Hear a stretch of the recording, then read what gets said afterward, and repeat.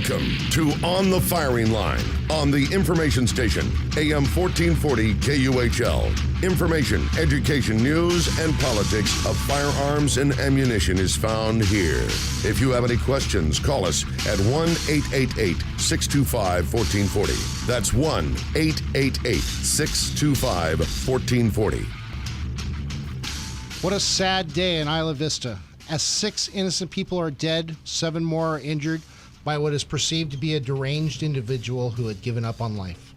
Our hearts and prayers go out to all victims and the families of the victims. It is our deepest wishes that these types of incidents could be stopped before they start. We, as the guardians of our youths, should all take a moment to reflect and look for ways to perceive possible warnings through communication with our loved ones. Our youths have become so disconnected with the idea of respect for life. We must ask ourselves, have we set the wrong example? You are on the firing line with Matt, Joe, and Kanani. Be a part of today's show by giving us a call at 1-888-625-1440, or if you're in the Santa Maria area, give us a call at 928-1440. Yeah, that last night in Isla Vista, about 9 o'clock or something, yeah, it's really a tragedy that happened. Absolutely. And, you know, and we always see it. It's always somebody young who has nothing going for him, even though he's in college. And, you know, I mean, it, like it says right here, I mean, people are losing scope very much. Yeah. It just bugs the heck out of me. Like we were talking about before the show started. If this guy had gone through college, gotten a good job, you know, in 5 years down the road, he'd probably be getting married to some beautiful woman. Yeah. And they'd be able to do everything that he had ever dreamed of, but he didn't have the patience. He didn't have the foresight. I think it was Kanani that said short vision only saw what? The very front of it, and that's all he saw. I mean, he hasn't even gotten to the point where he even gets to live his life yet.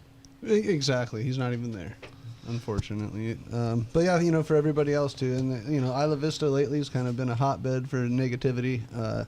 So this doesn't help in more ways than one. It's tragic kind of all around.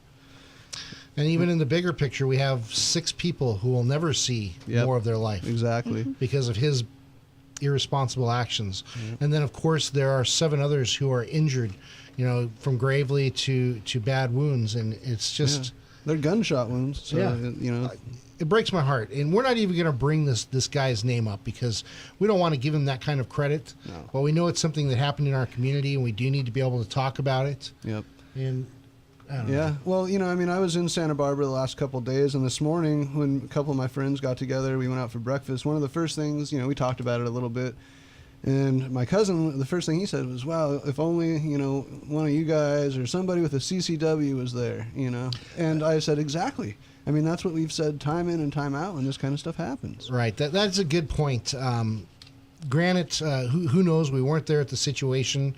You know, on a drive-by, you don't necessarily see it. But if you had a heads up and you knew, hey, look out for this, you could be ready to defend yourself and or at least stop the mayhem. Yeah, exactly. And the mayhem, exactly. Because the guy took it on and on. There was 9 separate crime scenes. Right. So, you know, I mean, he was driving around, distributing mayhem for sure. Well, it'll be interesting to see how Sheriff Bill Brown handles this. Yep. And, you know, in thinking about ways to divert things like this from happening again, I wonder what his position is going to be. Yep. Well, we'll just kind of have to wait and see. But, you know, hopefully everybody that was wounded gets better, and our thoughts go out to everybody else. Yep. It's a bad one. Connie, you got anything you want to say about this? Because it's something, it's striking all of us in the hearts, and I don't know. Yeah, I mean, I was just thinking while you guys were talking here, it's almost graduation time. I mean, it's almost that time when he would have seen where his life was going to go and hopefully have been out on the right track, and they just cut it short. Yeah. Yeah, it's true. It's very sad.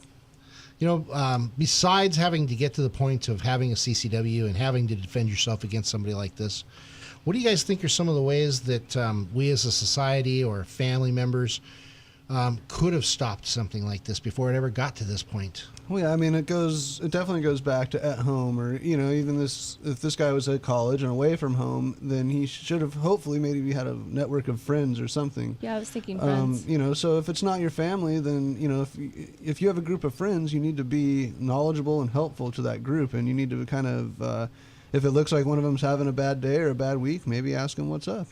Just putting yourself there for somebody sometimes goes a long way. Yeah, it's a simple respect of life, I think, too. Exactly. That's exactly what it is. Um, Because like you said, when it's like this, when it's a drive-by type of thing, how do you really prepare for it? You can't, other than trying to, prevent it before it happens and make the person not think about it, it's going to be an outside-in thing.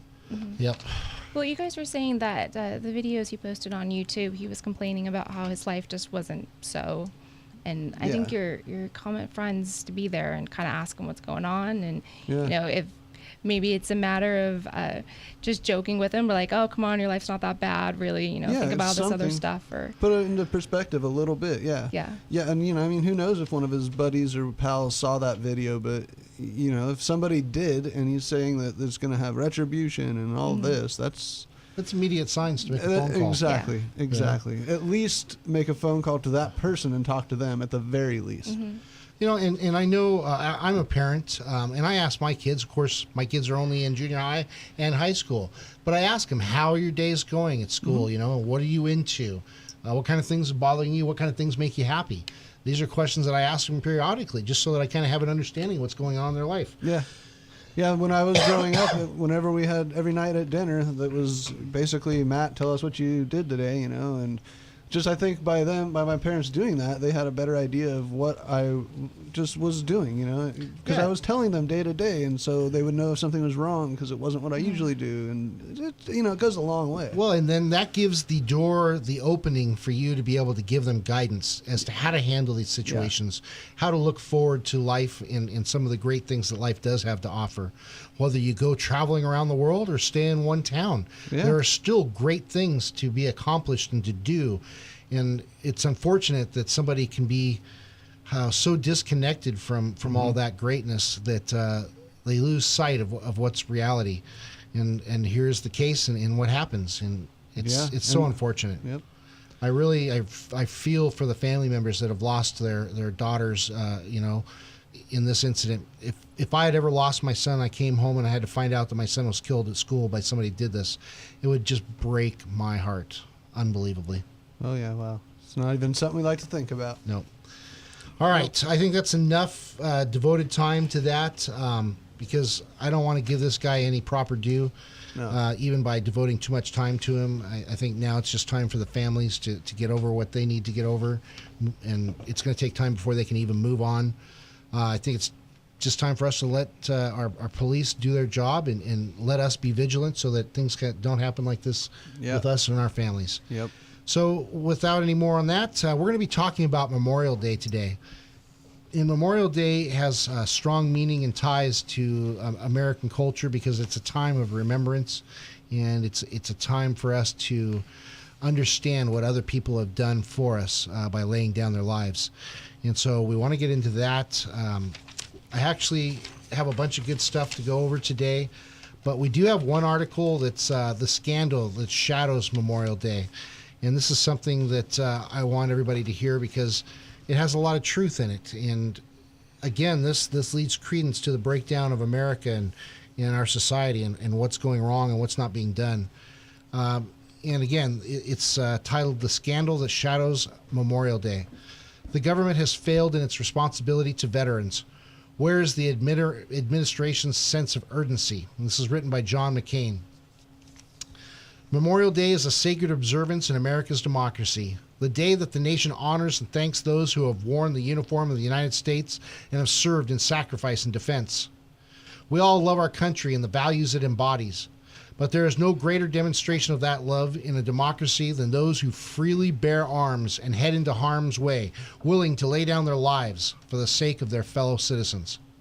For the citizens on whose behalf this sacrifice is made, there is no greater responsibility than to care for those who have returned from the fight, to help them bind up their wounds and carry on. It is therefore the height of shame and tragedy that on this Memorial Day the nation is seized with the unfolding scandal of the government's failure to meet its highest responsibility to veterans and wounded warriors. At least 26 Department of Veterans Affairs health care facilities are under investigation for chronic mismanagement, deceitful and self-serving behavior, and inadequate provision of care. Whistleblowers allege that these and other failures at VA facilities may have led to the deaths of some 40 veterans. Simply put, America's veterans are losing confidence in the one government agency that exists solely to care for them. This is more than a government failure. It is a violation of the solemn vow, and the buck stops with the President of the United States. Department of Veteran Affairs headquarters in Washington, Reuters. Unfortunately, as the scandal at the VA escalated for nearly 2 months, President Obama was nowhere to be seen. There was expressions of anger through presidential proxies, but nothing from the commander-in-chief himself. And when the president finally did speak about this crisis on Wednesday, there was only a recitation of talking points, expressions of confidence in the system, without a real sense of emotion and urgency. A VA official resigned shortly before his planned retirement, and a White House staffer with no relevant VA or military experience was tapped to look into the crisis. But no meaningful action has been taken. The sad fact is that the same charges from Senator Obama levied against his predecessor's stewardship of the VA in 2008, that it was an outrage, a betrayal, that we were all dishonored. But no less true today, just as Mr. Obama's vaunted campaign promise to reform the VA system had few results. The VA arguably in worse shape more than 5 years into his presidency than when Mr. Obama took office. Yet, even today, the president seems to be treating this as a political problem to be managed, not a national crisis to be solved. I think that's unbelievable. Oh yeah, big time unbelievable. And especially, I mean, he's the commander-in-chief. He should be the one that's looking out for these men and women more than anybody, or just as much as anybody. You know? You're absolutely right. This is the man that the buck stops, just like it said. Yeah. He should know what's going on. And if he doesn't, and somebody brings it to his attention, Yeah. nobody should be able to stand in his way to find out what's going on. Well, and he should be eager to find out what's going on. It's that simple. I mean, these are the veterans. Yeah, no, he's been on the news, or they've kind of alluded to that he heard about it from the news and he read about it in the paper, and I just kind of find that to be really... Yeah. So the president found out about it the same way we did? Yeah, I don't believe supposedly. that. I just don't believe that, especially since they have been blaming it on Bush for so many years, saying he knew about it too, and so why should we have to do something about it? When that's part of what he ran to campaign to become president for, Right, was to correct absolutely. these problems. And shifting blame 5 years later doesn't help. Yeah. I mean, that doesn't put him anywhere. I mean, I don't It know. doesn't get him any closer in public opinion to say he's Exactly. doing something. Exactly. You know, and here's the thing: it's a twofold. He's got a double-edged sword that's the same death to him. Number one, if he knew and he did nothing about it, shame on you. Yeah. If he didn't know, when these boys are out there and women are out there sacrificing their lives, putting their lives on the line and being buried, Yeah, you know, in our cemeteries, like the National Cemetery, and Arlington, stuff, all those exactly. places, yeah. Or they're getting back here and they're not getting the treatment they did, because these guys deserve actually to be paid more than our president. Yeah. Oh, yeah. You know, their lives mean so much, and how can he turn around? It's almost like he's belittling. Belittling. Belittling. And it's just, this really upsets me. There's no way that he Yeah. can come out of this strongly. It's a failure all the way around for him, and yeah. he needs to be held accountable. Yeah, and that's Yeah. right. It is all the way around, because no matter what side of the fence you're on, nobody wants to see the veterans hurt like this. Or Right. I would hope not, anyway.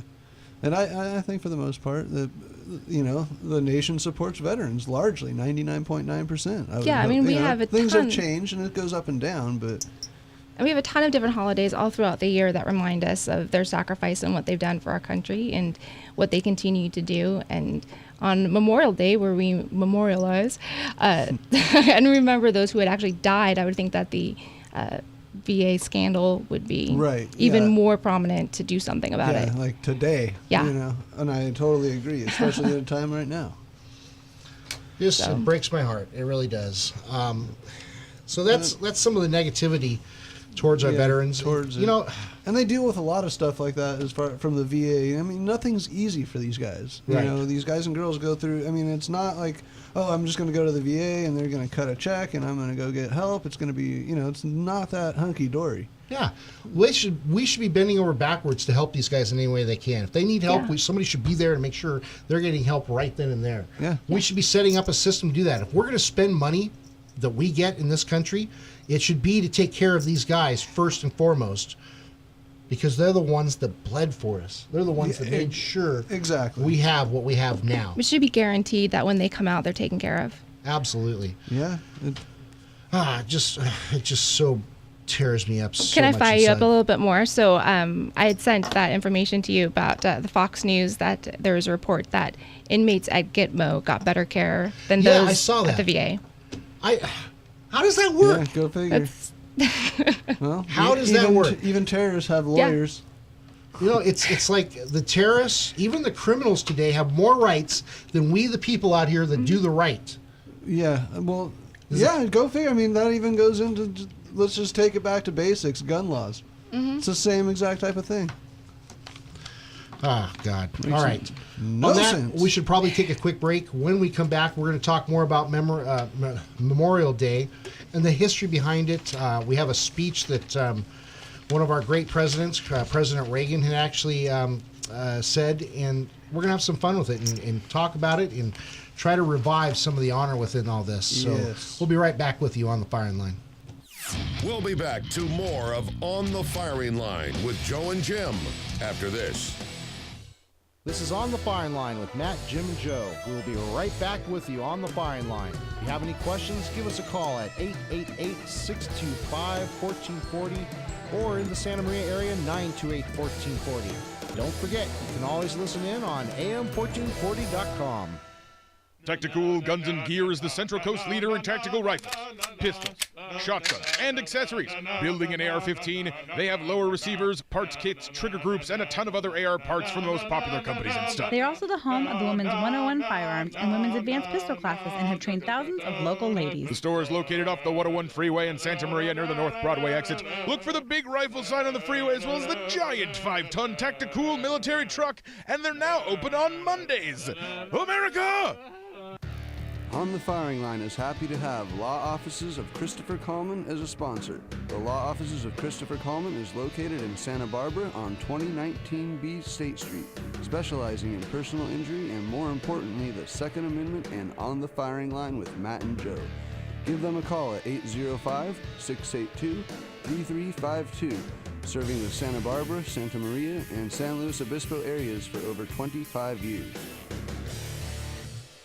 Now a great word from Santa Maria Motorcycles, formerly Santa Maria Harley-Davidson, located at 2022 Presker Lane. They are dealers for Honda, Kawasaki, and Harley-Davidson. Grab your family and go see the museum, filled with exciting older bikes that you won't see anywhere else on the Central Coast. As well, they are the #1 motorcycle dealer on the Central Coast with the largest inventory around. Go in and see Martin Buchanan, or you can give him a call at 805-928-3668. You can also go visit them every first Thursday of the month for Bike Night. Starts at 6 p.m.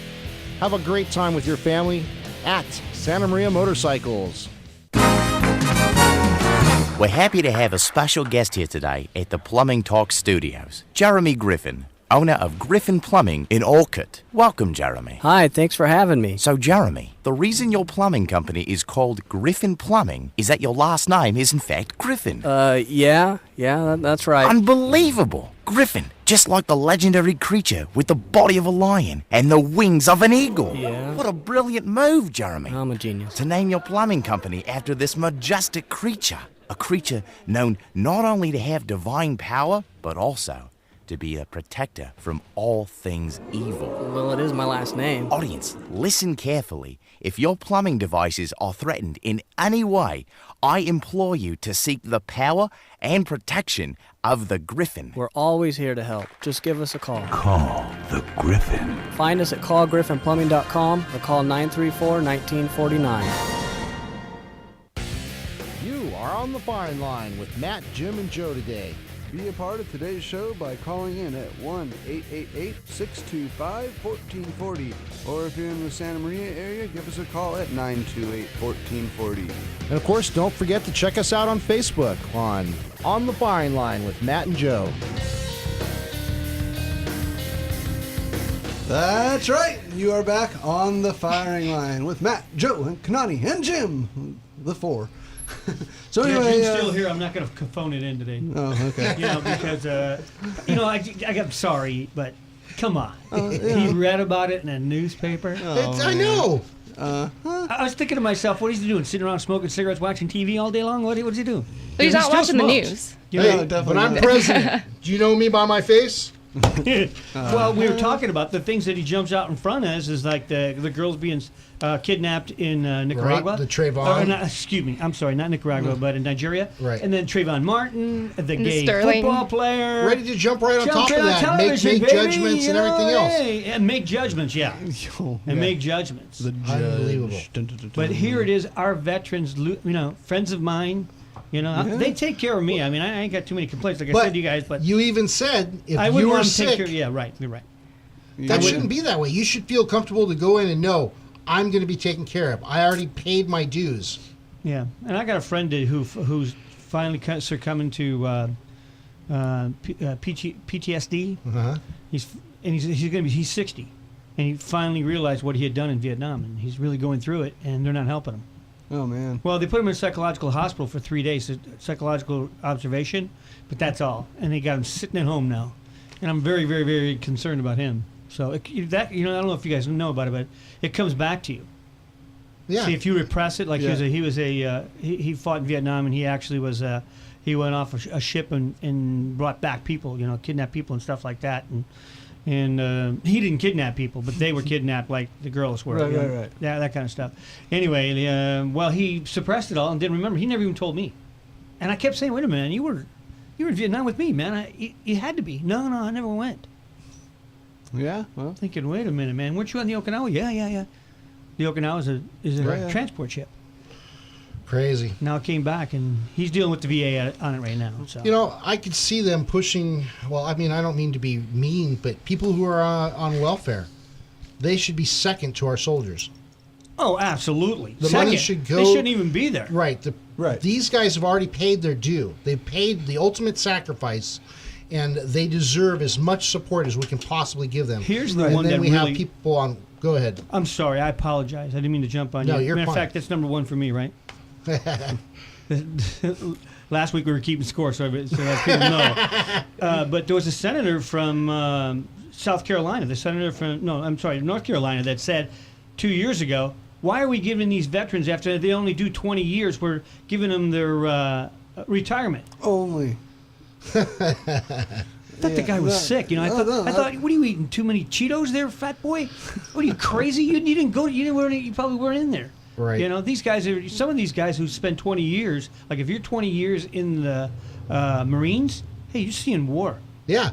Every day you're there, you know that it could be your last one. Right. And regardless if you're actually going to war or not, you're still writing a blank check. But to do you know Uncle what? Sam, so do you know what he gets if he retires? You know what he gets, and he needs to be there 8 years, full for the rest of his life. It's ridiculous. But he's so much more important because he's had cheese, and he knows think how he's to fill eating out too many paperwork. Cheetos. Head Cheeto.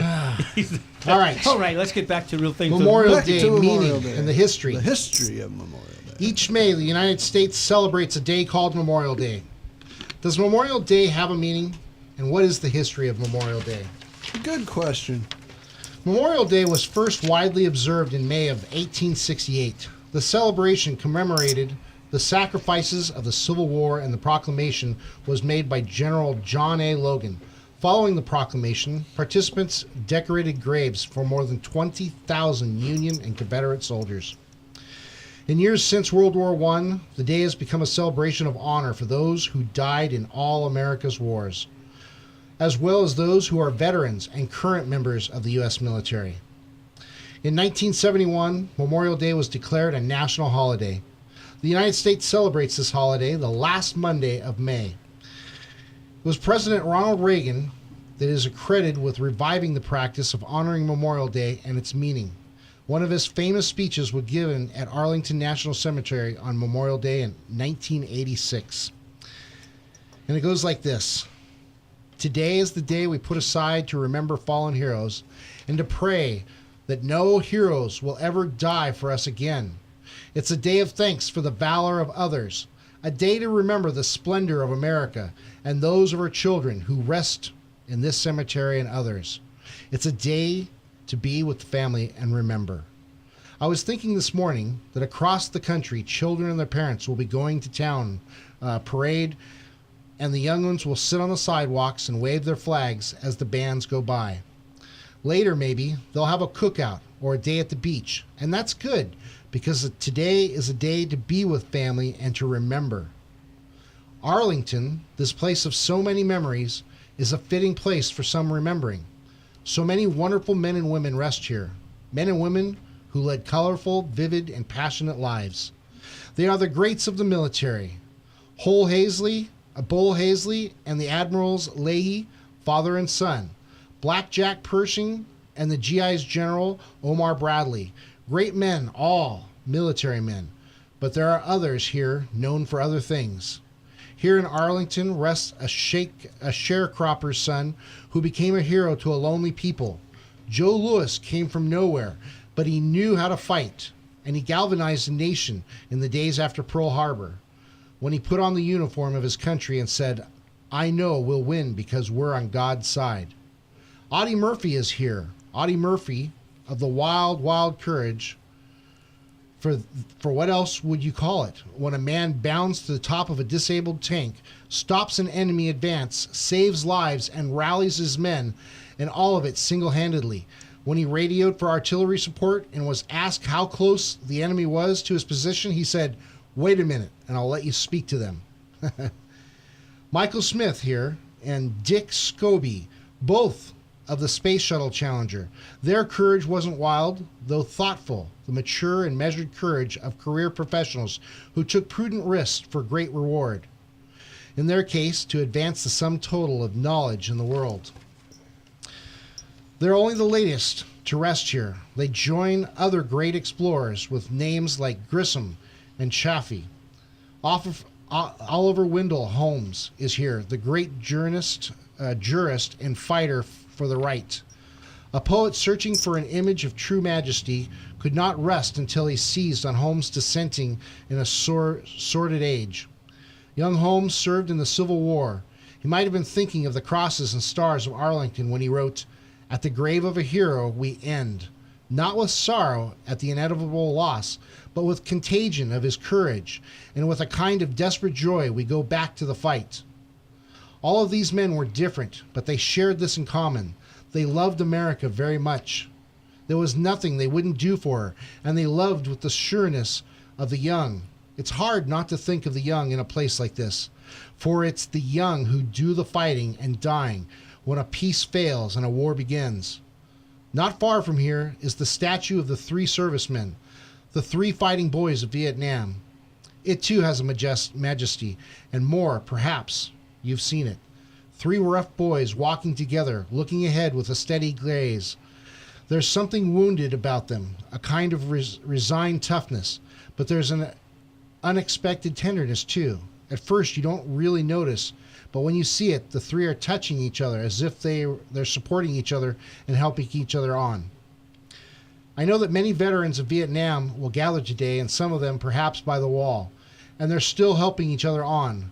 They were quite a group of boys of Vietnam, boys who fought a terrible and vicious war without enough support from home, boys who were dodging bullets while we debated the efficiency of the battle. It was often our poor who fought in that war. It was the unpampered boys of the working class who picked up the rifles and went to the march. They learned not to rely on us, they learned to rely on each other, and they were special in another way. They chose to be faithful. They chose to reject the fashionable skepticism of their time. They chose to believe and answer the call of duty. They had the wild, wild courage of youth. They seized certainty from the heart of an ambivalent age.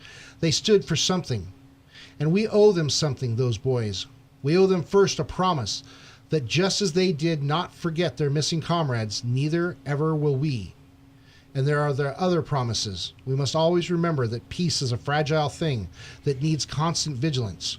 We owe them a promise to look at the world with a steady gaze and perhaps a resigned toughness, knowing that we have adversaries in the world and challenges, and the only way to meet them and maintain the peace is by staying strong.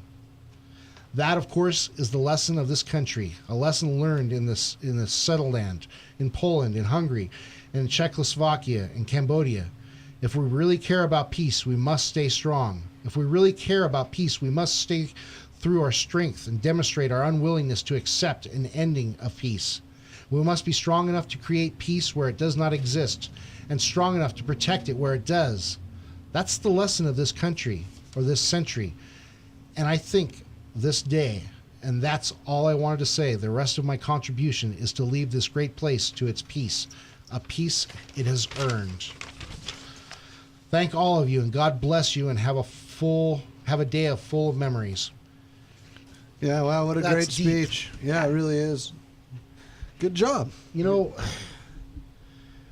it's perhaps the memory in remembering. He wasn't around to see the guys that are in Afghanistan, the Right. guys that are in Iraq, and those guys are now part of this. And many of those guys have lost their best friends that are now in Arlington, in other places. And there's so much that we need to be proud of these boys for, and we need to understand that we need to remember their sacrifices, and even the ones who made it back, what they sacrificed by giving up their friends and going over to do a job that most would not want to do. And most of them volunteered. All of them. Yeah. All of them. Yeah. So it doesn't matter what a president sends them for. It's what they have done it for. They have done it for us. They have done it for themselves. And that's the important part. Yeah. And my heart bleeds for them, because what they have done is such a sacrifice. And if we don't take moments and days to stop and think about it, we're just going to repeat the mistakes of history. And we have to hold strong so that we can make a better tomorrow and hold on to peace and keep peace and war in check, so that we can be the best that we can. Oh, yeah. Well, I liked how you said it, that it's just a delicate balance to preserve peace. That's exactly what I was just thinking, yeah. Very delicate. And it's totally true. I mean, it's definitely a thin line, Well, I mean, this is strong stuff. That's all. I mean, Reagan, he was really good with speeches, and just hearing you read that, I mean, it, kind of drives it home. That's for sure. Yep. It's a really good one. Well, that he probably saw a lot of the guys that came back from Vietnam that were getting spit on and getting treated so terribly by a generation that, do I dare say, only thought of themselves? And it seems that generation are now the very people that have become politicians. Exactly. And they only think of themselves, and they think of themselves usually in such a high stature that they are above us, the people. And it is so sad to see all this come to this, especially when so many lives and so much blood has been dropped and left behind. It crushes me. It kind of leads us into the next thing that we have, which is, in Flanders Fields poem. We always read this every year, and it's something that it says a lot, especially once we go into why the guy wrote it and when he did. It's unbelievable. But before we do, we're probably going to take a quick break, let everybody think about what we just went through, and I'm sure that you have your own thoughts about all this as well. So we'll be right back with you on the firing line. You're listening to On the Firing Line on the information station. This is On the Firing Line with Matt, Jim, and Joe. We will be right back with you on the firing line. If you have any questions, give us a call at 888-625-1440 or in the Santa Maria area, 928-1440. Don't forget, you can always listen in on am1440.com.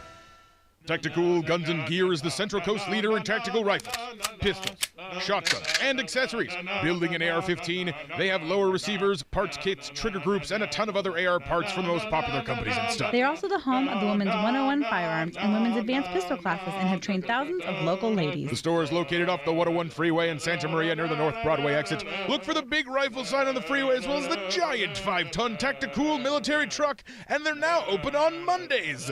America! On the Firing Line is happy to have Law Offices of Christopher Coleman as a sponsor. The Law Offices of Christopher Coleman is located in Santa Barbara on 2019B State Street, specializing in personal injury and, more importantly, the Second Amendment and On the Firing Line with Matt and Joe. Give them a call at 805-682-3352, serving the Santa Barbara, Santa Maria, and San Luis Obispo areas for over 25 years.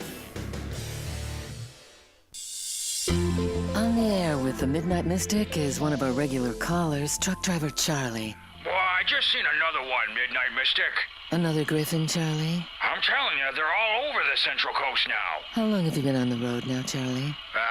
2, 5, 8 weeks, I don't know. Perhaps you should park the truck and get some sleep, and maybe the Griffins will disappear. Well, there it is again. I'm going after it. What does it look like, Charlie? Holy mackerel. It's got the body of a lion and the head of an eagle. Is it flying, Charlie? It's on the side of a white truck. Is it a Griffin plumbing truck, Charlie? Could be. I don't know. I'm pulling right up to it. We seem to have lost contact with Charlie, but I'm sure he'll be okay because Griffins, just like the good folks at Griffin Plumbing, are here to protect and serve. In fact, if your plumbing devices are threatened in any way, call the Griffin. Find us at callgriffinplumbing.com or call 934-1949. You are on the Firing Line with Matt, Jim, and Joe. Be a part of today's show by calling in at 1-888-625-1440, or if you're in the local Santa Maria area, please give us a call at 928-1440. That's right, we're back on the Firing Line, talking about Memorial Day today. If you guys have any stories or comments about Memorial Day that you want to share with us and the rest of the world, give us a call at 1-888-625-1440 or Santa Maria 805 area, 928-1440. So we're going to get into a cool little poem that we do every year, Flanders Fields. And it's just one that kind of is appropriate for Memorial Day, and we kind of, it's real hard to top Reagan. I'll say that. That's right. for sure. I'll say that right now. But it's still a good one, and it holds very true to what Memorial Day means to us here. So I think Kanani is going to bring us a breath of fresh air and let us have it. Yay. All right. In Flanders Fields poem, the world's most famous war memorial poem by Lieutenant Colonel John McCrae. Lieutenant Colonel John McCrae, in Flanders Fields the poppies blow, between the crosses row on row that mark our place, and in the sky the lark still bravely singly fly, scarce heard amid the guns below. We are the dead, short days ago, we lived, felt dawn, saw sunset glow, love and were loved, and now we lie in Flanders Fields. Take up our quarrel with the foe, to you from failing hands we throw, the torch be yours to hold it high. If ye break faith with us who die, we shall not sleep, though poppies grow in Flanders Fields. That poem is something else. To me, that's why it almost brings a tear. It does. We bring this up every year in the history behind when this was written. Again, another prayer is like Jim said. It's like a prayer. Even what Ronald Reagan said, and it's unbelievable. This poem was composed at the battlefront on May 3rd of 1915, during the second battle of Cyprus, in Belgium, or Ypres. How do you pronounce that? Do you know? I think it's a pre. It is Priest. Priest. All right, Priest, Belgium.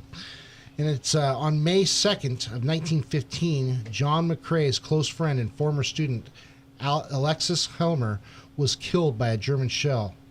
That evening, in the absence of a chaplain, John McCrae recited from memory a few passages from the Church of England's Order of the Burial of the Dead. For security reasons, Helmer's burial in Essex Farm Cemetery was performed in complete darkness. The next day, May 3rd, 1915, Sergeant Major Cyril Allinson was delivering mail. McCrae was sitting on the back of an ambulance parked near the dressing station beside the Yser Canal, just a few hundred yards north of Ypres, Belgium. In Flanders Fields poem, as John McCrae was writing his In Flanders Field poem, Allinson silently watched and later recalled, his face was very tired but calm as he wrote. He looked around from time to time, his eyes straying to the Helmer's grave. Within moments, John McCrae had completed the In Flanders Fields poem, and when he was done, without a word, McCrae took his mail and handed the poem to Allenson. Allenson was deeply moved. The Flanders Fields poem was an exact description of the scene in front of us both. He used the word blow in that line because the poppies actually were being blown that morning by a gentle east wind. It never occurred to me at the time that it would ever get published. It seemed to me just an exact description of the scene. Yeah, and when you read it and hear it read, you kind of get that feeling. I mean, they're really describing what's going on right there, and I think that's kind of why it's so cool and it's so moving, is because you can almost imagine yourself, sitting there watching this unfold. It's very visual, and Yeah, I think that's maybe it's just the time period. And today, I don't think a lot of people really take into account how words can be used to be very beautiful and to paint scenes like that. We're kind of too busy with all this hashtag @ stuff. But both this and Reagan's speech were both very eloquent and very poetic, and really reflects what they felt. Yeah, it's heartbreaking, but yet it's so sentimental. Yeah, that's kind of Memorial Day, though. I mean, it's heartbreaking, it's sentimental, it's a celebration, though, because without Memorial Day, we wouldn't have America ultimately. Right. From the Revolutionary War, the Civil War, all the different wars that America's ever been a part of, and I guarantee you, in the Civil War, we lost so many men, probably more than all wars put together. Yeah, and I was just going to say, the trivia question is what war did we lose more people in? And a lot of people, in World War I, World War II, because they were so big, they say, no, it was the Civil War, because they were all Americans, every one of them. Which is a sad thing. But the idea of the red poppies in the description of basically a ground covered in blood from all the death and warfare that had happened there. And for what? To try to bring peace or I mean, a lot of us who know about the World War I and what started it, the shot, what hurt around the world, and everything else that happened, a lot of it has gone to slap politics. And today, we're stuck in a quagmire of politics again. Yeah. And it is so simple for this to spark off something that could leave the ground red again. God forbid. I do not want to see America go through this. But if you think about it, we're already in a revolution or a civil war. Right now, it's not being fought by guns. It's a civil Cold War. Okay. But it's fought in our courts right now. And thankfully, we're winning a lot of them. And it's a great thing that this country is around, because so many have sacrificed themselves, that we have the court system that we have. We have the voting system that we have, so that if we do want a revolution, we can do it on paper. We can do it with words and mark of a pen. It is not easily done, but it is doable. It's going to take all of us, though, to move forward and preserve what this country is. And in doing so, we must have the respect of those before us, so that we can understand those tomorrow. Yeah, absolutely. I really agree with that. I think we lose a little bit of respect. I think, with the Memorial Day sales and this and that, we lose. But there's still the people out there who have their parades, and they go to the graves, and there's still people with that knowledge of. And really, in newspapers and in the press, they do put that out there. It's not like, oh, yeah, this isn't what we do. They really do. So it's still out there, even though you get the sales, mattress sale, car sale. Right. Memorial Day sale. Be in here first thing and spend your money. Right. I kind of wish that America had this thing where maybe nobody should work on that one day, where we all should be together. That would be good. Because it gives us time to reflect. I know it's hard for a lot of people to do that, though, because they need their jobs, especially single-parent families, and even some families that are still whole. It's hard for them to make enough money to support themselves and their family because of the prices or wages that they're allowed to make. Even college graduates don't find themselves making as much money as they wish they could in a lot of cases. It's amazing, but we need to stop and reflect on the road and the path that we're taking right now. Reminds me, you take the high road, I'll take the low road. We'll get there in the morning. Right? But it's so true. And that's kind of my reflection of today's show and what I get out of it and why I put it together like this. On that note, I'm going to leave the rest of this to Matt and Kanani. Because they're people with passion just like I am, and they have a lot of thoughts and ideas about all of this as well. And so it's good for us all to share this. Yeah. Well, a couple things immediately for Memorial Day come to me. The first one, and this has been with me pretty much my whole life, is from my grandpa. He used to tell me, both my grandparents actually, used to tell me all the stories of World War II and Korea. And, when I got a little bit older, he would tell me how he lost his friends in Korea and, so on and so forth. So that always kind of resonated with me on Memorial Day. That was what I was thinking about, was kind of, my grandpa and the stuff he sacrificed for that. As time goes on, of course, now, we all have our own friends and our parents that have served. So now I have a lot of my really close friends have served or still do. So I always think about them a fair amount, especially on days like Memorial Day. When I see the stuff on TV, whatever it is, I just hope that it's there to honor these guys and not, like Jim was saying, not do the sales. It's more than just a day to barbecue and have a day off. It's awesome to hang out with your friends on Memorial Day because that's kind of what it's about. We've made it this far. So those are just a couple things that strike me immediately. So it definitely has a lot to do with the servicemen and women, and then also going all the way back, our whole heritage of what we have now, where we came from, and what we wouldn't have if these people didn't do these things. So that's just, kind of an insight into my brain on Memorial Day weekend, Memorial Day itself. What do you think, Kanani? Well, I always find it interesting that I don't think there's anybody out there except for maybe first-generation immigrants who don't have a relative or a friend or know somebody or have a neighbor that hasn't served in the military at some point. Yeah, whether they're still here or whether they were deployed in a conflict of some sort. I think every person in America knows somebody who has. I do. My dad served in the Marines during Korea, and then my sister's husband also did.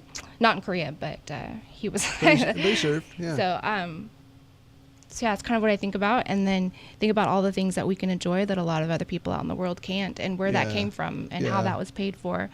And then back again, who doesn't know somebody who hasn't fought for it? And I think that's the part, that part of it right there, that we all are connected somehow to somebody that's done this, is probably what makes it such a personal thing for so many different people. Because even if it's, your buddy's buddy or something, you still have that connection that that they're over there. You've probably talked about it with your other friends. There's, so I totally agree with you, and that's probably a good thing that we all know somebody, because it ties us together on, days like Memorial Day. Yeah, and I think it kind of brings us all together as Americans. Right. That we have this one thing in common, and really I think it's also something to be celebrated, because if they didn't make that sacrifice and weren't brave and courageous and had an honor to go and do that for other people, then really where would we be? How would we install this into the next generation? Tell them where they came from. Yeah, that's the main thing. That's like Tell I was our just children. saying. Yeah. Even, that's what I was saying. That's how it started with me, was when I was a young guy, 5 years old, and my grandpa telling me these stories. And that made me go, wow, and I respected it. And it was more than just, your stereotypical, like a movie battle. It was more than that. Yeah, I was thinking that it's more than just seeing it on television. I actually understood that, wow, he really went through stuff. These guys go through stuff, all these people, and, I need to respect that. Jim. Well, I agree with that. I mean, you know what I spent Friday night doing? My granddaughters were staying with me. So I said, I instill in them they're going to be great women. You're going to be great women. Here's where your heritage come from. Do you know that your dad used to be, or your grandfather used to be a national talk show? Because I was on Sirius Satellite at one time.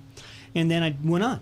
Okay, then my dad, my mom, my grandfather, do you know your grandfather fought, your great grandfather fought in World War II, and your great great grandfather fought in World War I, and they were like, yeah, and it gave them some kind of heritage, and they loved that. That's we awesome. want to know where we come from. It gives you a sense of pride of who you are and where your family is. Exactly.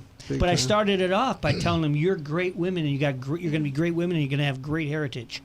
And then you just start going right down the line. Tracing it back. Exactly. And so then they don't have this like fiction it's real to them Right. now. Yeah. Exactly. Like you were just saying, Yeah, it's and it's personalized. Yeah, It's- and that's the way it is, and I think that's a good thing. And I think we should do things like that. Like you were saying earlier, I think it would be so cool if we just made it a family day. If Memorial Day was like a family day. You still got Labor Day, you still got 4th of July, you still got these other times. But like Memorial Day should be memorialized. Yeah. Yeah. You know, it's one day. I mean, I as a Christian believe in like Easter and stuff like that. sure. Of course, that's been commercialized. Now, Everything's commercialized. Yeah, we they're all understand been- that. Yeah. But Memorial Day, and I'm not taking away from Jesus, I'm just saying that's a day that nobody has to argue about religion. Nobody has to do Right. anything. All we have to do is focus on the fact Yeah. of what our past was, who gave so Absolutely, much yeah. for us to have in this great country. And those of us who are Christians can thank God that there are those people. Well, this one poem, this one story you told with Ronald Reagan, Right. that gave us a whole new awareness. Right. And we feel like, hey, this is our heritage. It's part of who, and even first generational, Kanani mentioned first generational people who've been here, just this is their first generation. Still, that they are now part of us, and they still have this heritage. They still have it. Yeah, It's and they theirs. came here because of what America Exactly, stands for and what we're exactly. able to fight for. So Exactly. Well, and you see a lot of immigrants that come over, they go immediately into the military. And that's one way they gain their citizenship. Yeah. Yeah, especially Filipinos. Yeah. They used to do that a lot. Right. You know, and that's those a, guys. It's a great way, I think, to get your citizenship. How honorable is that? Exactly. Yeah. You're I'm serving going the to give country. to this country Yeah. part of my life so that I can be a part And of it. that is truly earning it. You know, I mean, Right. at that point Right. when they're back, awesome, good for you. You've totally earned it at that point. So yeah, you know, and so whatever you guys do on Memorial Day for fun, you know, just kind of in the back and keep it at the forefront. The real reason that we're here, why we're getting to celebrate with our friends and family and get to hang out. Maybe strike up some discussion with those people and talk about this a little bit. You know, who knows? You know, the more of our children that understand what our forefathers and what our aunts, uncles, and cousins and everybody died for, the more they will take notice and the more they will take part in the voting system with a better understanding. Don't dilute it. Tell it as it is, because that's how we're going to get them to understand so that we can take back our country. Because in the pride that we've just talked about, it will hold them true to their heritage. Yeah, and especially in a time where we've talked so much about the flawed school teaching, you know, how they're changing history and not giving the full story. So, this, you know, times like this especially. Yeah. I think they're robbing our kids of the exceptionalism that America is.